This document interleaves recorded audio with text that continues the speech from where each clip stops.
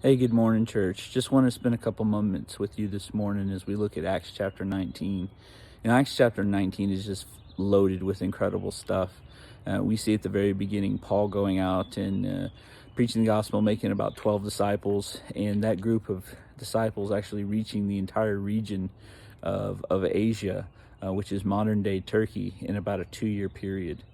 We see the effect of Paul's ministry and what the Holy Spirit is doing through his ministry as items that Paul's touching are being carried away and used to heal infirmities. And how the Holy Spirit is just blessing the work that he's doing there.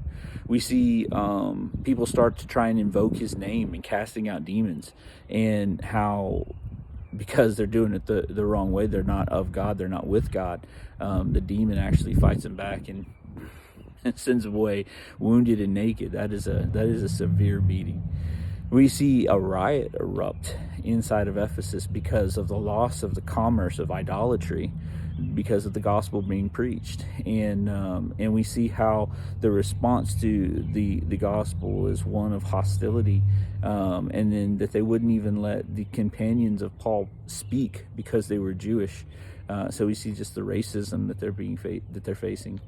And so what all of this is kind of stopped and made me think about this morning is just some quick questions. One, how am I being used to reach the region of Northwest Arkansas for the gospel?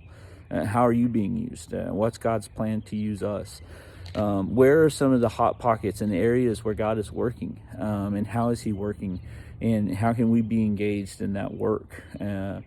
One of the big ones for me is Satan aware of what God is doing through me, through people inside our church, through Boundless Grace? Does he know our name? Has he heard of us?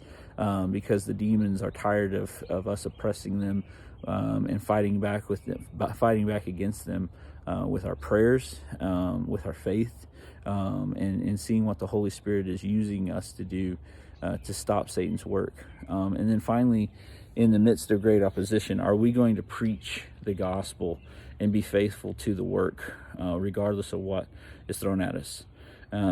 These are some of the things that just kind of jumped out to me as I was looking at this text. I can't wait to be able to see so many of you, hopefully on Sunday. But as always, we want you to, stay safe and stay in the Word, and may God continue to bless and keep you. We love you. We'll see you guys later.